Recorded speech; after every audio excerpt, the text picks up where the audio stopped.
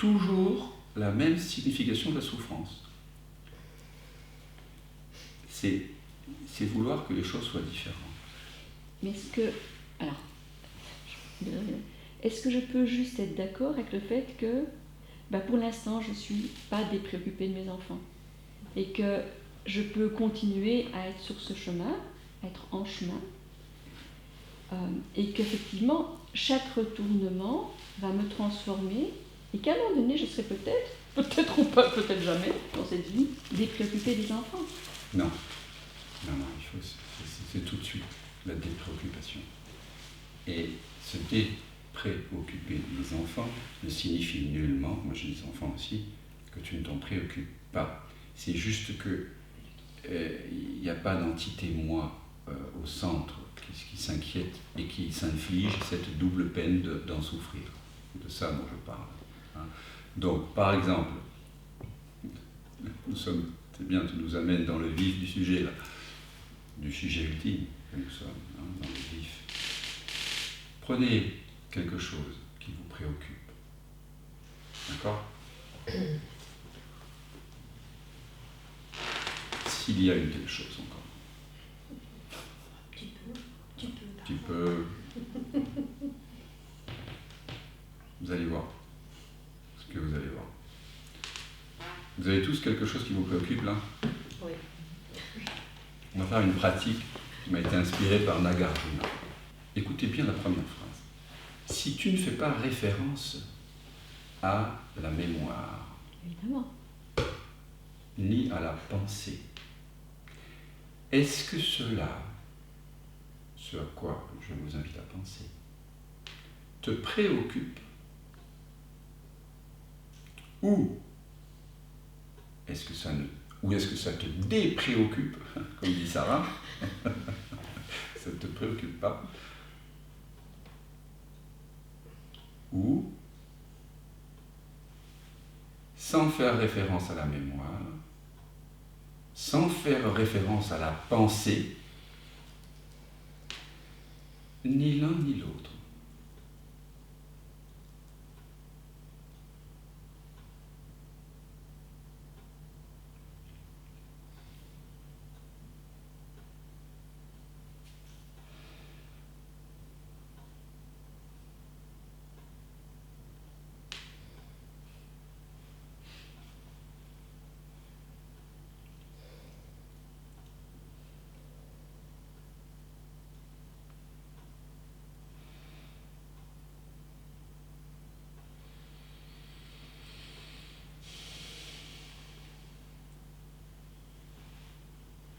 Peut-être qu'il y a eu un petit élan énergétique d'aller vers la première ou la seconde solution, d'accord ?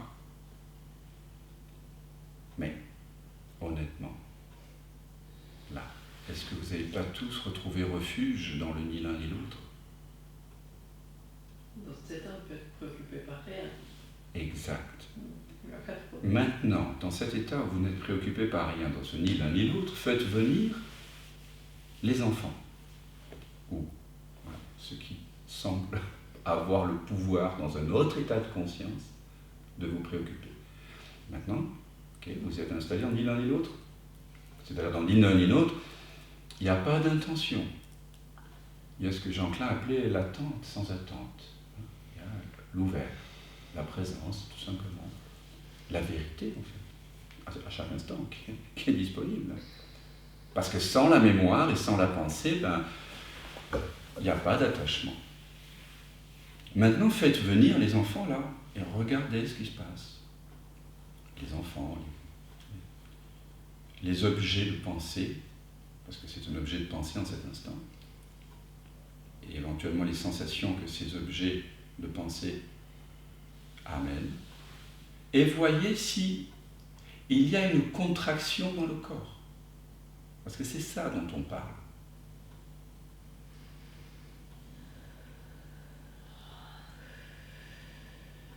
Et moi, je ne vous dis pas de ne pas vous occuper de vos enfants. Je vous dis que ce n'est pas la peine de vous contracter. C'est ça le problème. Il n'y a pas lieu de se contracter. Ça, c'est une double peine. Et, bon, vous voyez bien que vous pouvez faire apparaître le dit problème dans cette présence. Alors peut-être encore il y a des petites contractions qui surgissent. Non? Peut-être encore.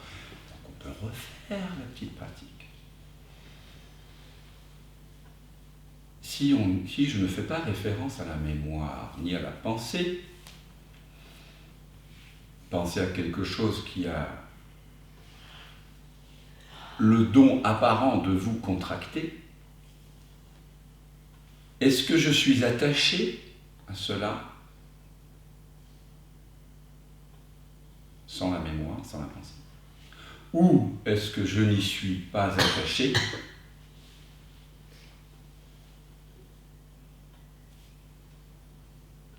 ou encore, sans faire référence à la mémoire, ni à la pensée,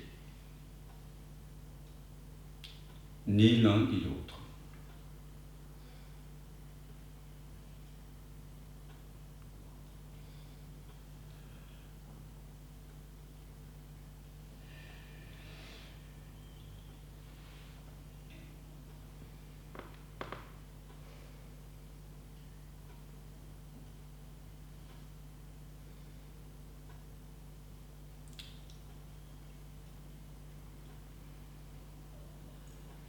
Vous êtes tout simplement en train de redécouvrir, cesser de couvrir cet espace de présence de la conscience que vous n'avez jamais cessé d'être, qui est toujours là. Je ne sais pas comment faire pour donc penser mémoire, mais si je me souviens même simplement du mot, je fais référence à la mémoire et je viens rappeler comme avec un fil. Donc l'espace sans mémoire, sans pensée, de vide, très calme. Rien que le mot déjà, une forme de fil ou d'attachement vers... Ok. Alors, si je ne fais pas référence à la pensée ni à la mémoire, est-ce qu'un mot a la capacité de me tendre? Ou est-ce qu'un mot n'a pas la capacité de me faire me tendre? Ou, sans faire référence à la mémoire, ni à la pensée, ni l'un ni l'autre.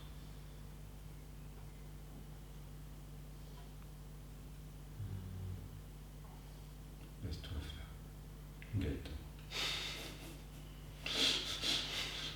Laisse-toi faire.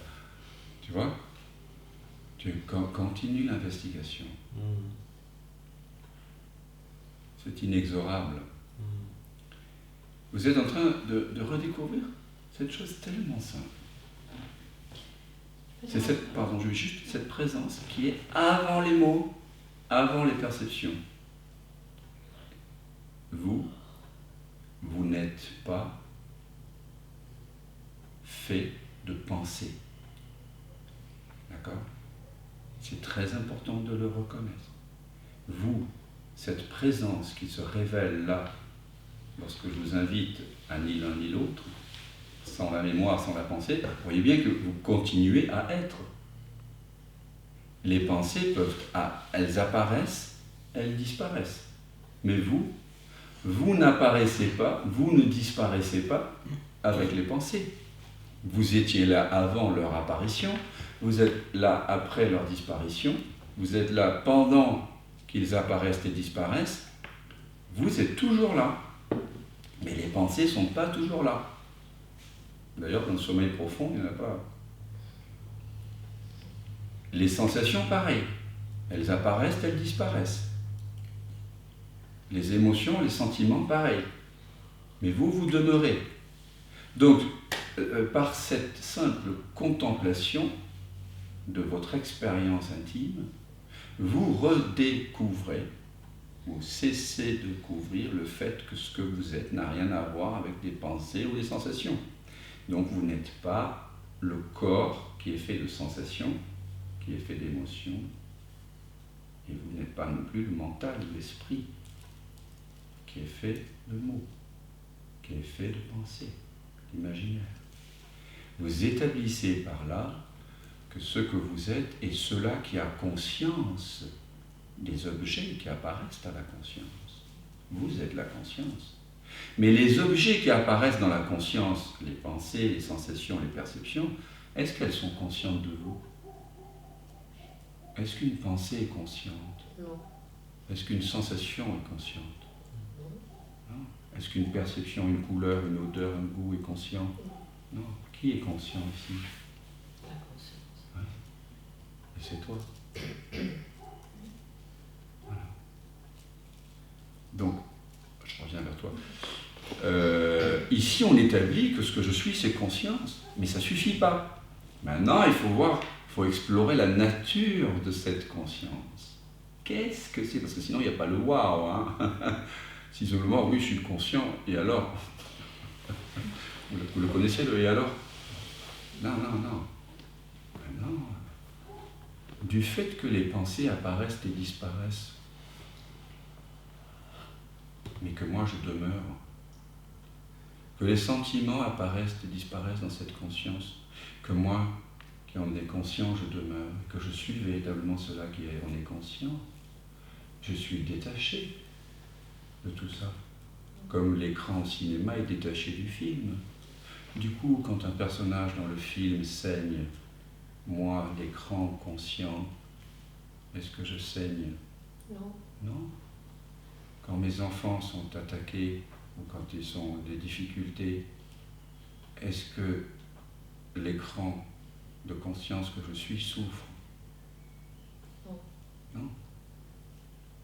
Le personnage, peut-être, auquel je m'identifie dans le film, va peut-être pleurer, va peut-être s'agiter, faire plein de choses. Mais ce que je suis fondamentalement, la conscience, l'écran, ne souffre pas. Et ça, je vous inviterai tout le temps à le redécouvrir, parce que c'est la vérité. C'est comme ça. C'est un fait indéniable que vous devez reconnaître par vous-même et en vous-même. Et pourquoi cette réalité, c'était la question que tu posais, n'est pas tout le temps là?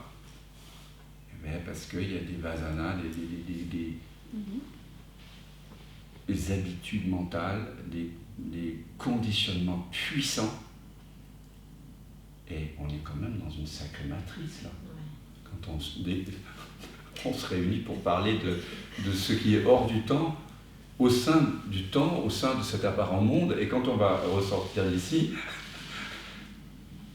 tout le monde nous demandera dans quelle secte on est allé, parce que ce n'est des questions qu'on se pose ici ne sont même pas admises. Elles ne sont pas posées.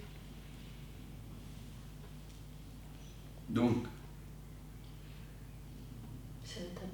c'est tabou, totalement tabou, et ça va susciter beaucoup de violence si vous commencez à en parler.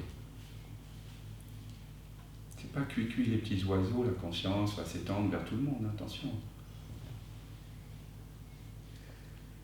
Il y a de plus en plus de gens qui ont accès à cette connaissance dans ce monde-ci, c'est vrai, par Internet, parce que ce qui était tenu secret, et peut-être à raison, dans les monastères et dans les ashrams avant, maintenant, c'est accessible, c'est génial. On peut lire en PDF « Je suis le Nisargadatta Maharaj », et c'est goûteux, on peut lire les Upanishads en PDF, on peut aussi acheter le livre chez Gershi, traduit par Martine Butex, mais tout est accessible.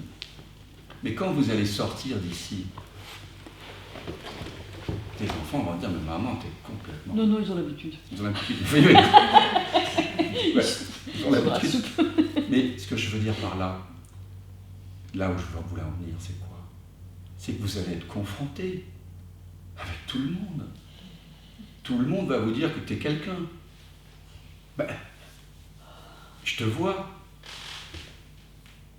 Et tous les gens vont s'adresser à vous en tant qu'une personne séparée, en pensant que vous interagissez avec eux en tant qu'une personne séparée.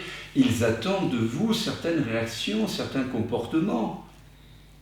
Vous voyez, ils attendent de vous cette prévisibilité. Mais là, vous allez devenir imprévisible, oulala. Vous voyez, c'est chaud. Donc, est-ce que la difficulté, c'est de danser sur ce fil de l'instant, de demeurer dans cette imprévisibilité. Mais qu'est-ce que vous voulez à un moment donné? Vous voulez la vérité, rien que la vérité, sentir cette liberté plus que tout, et donc être imprévisible pour vos enfants et pour votre chat, comme dirait notre ami Éric Barret. Ou est-ce que vous voulez les rassurer, hein? Et puis petit à petit à nouveau coller au masque que eux ils vous mettent dessus.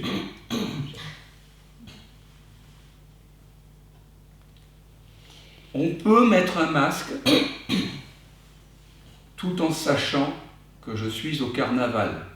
Bah oui. Je vous le dis, c'est ce que je fais tous les jours à l'Opéra de Paris et ailleurs, bien sûr. Et c'est tranquille. Mais tu vois là, par exemple, si je viens te mettre un masque là, je viens te mettre un masque, tiens, paf, ça y est, je t'ai mis un masque. Bon, t'as un masque. Tu sais pas quel masque je t'ai mis là, d'accord? Peut-être c'est un monstre, peut-être c'est une fée, peut-être c'est Trump, peut-être c'est... je sais pas. Mais toi, tu vois toujours à partir de l'ouvert là. Eh oui. Donc on est là pour se remémorer en amitié cette ouverture qui est déjà là. Et plus on va se le remémorer avec les enfants, avec ce qui semble devoir nous conditionner, nous attacher, nous infliger cette seconde souffrance inutile, qui est la souffrance de la contraction, qui veut dire ça ne devrait pas être là. La vie ne devrait pas me présenter cette épreuve-là. Plus on va investiguer, plus on va cesser de s'infliger cette souffrance-là. Donc continue à investiguer, quoi.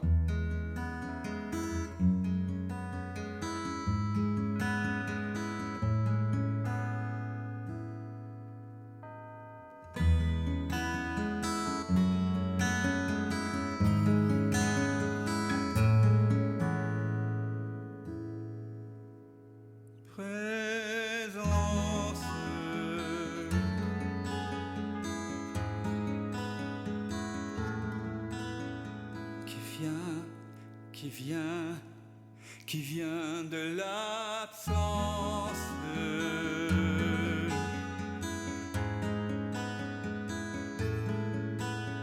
qui se rêve présent, qui donne naissance à ce grand rêve qu'est l'univers et que l'on nomme la vie. Mais la vie, c'est quoi? C'est quoi? La vie n'est que danse, évidence de l'unique présence. Et tout prend naissance en toi qui jamais ne commence.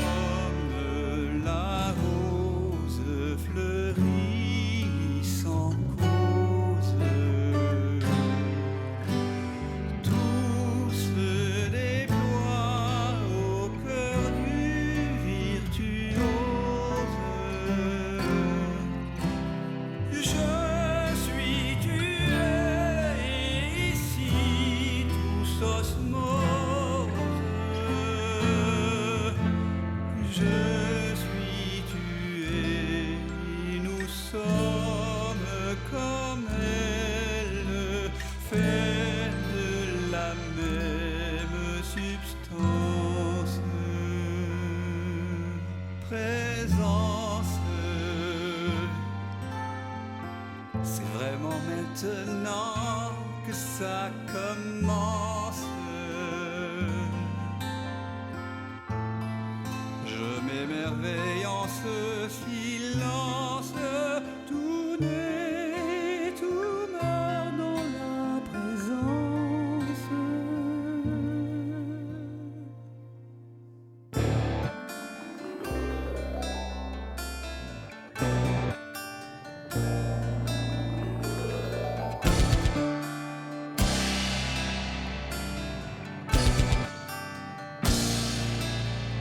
Présence,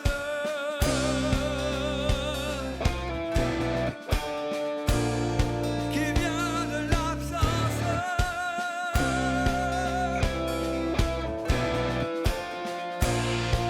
Ici commence la danse.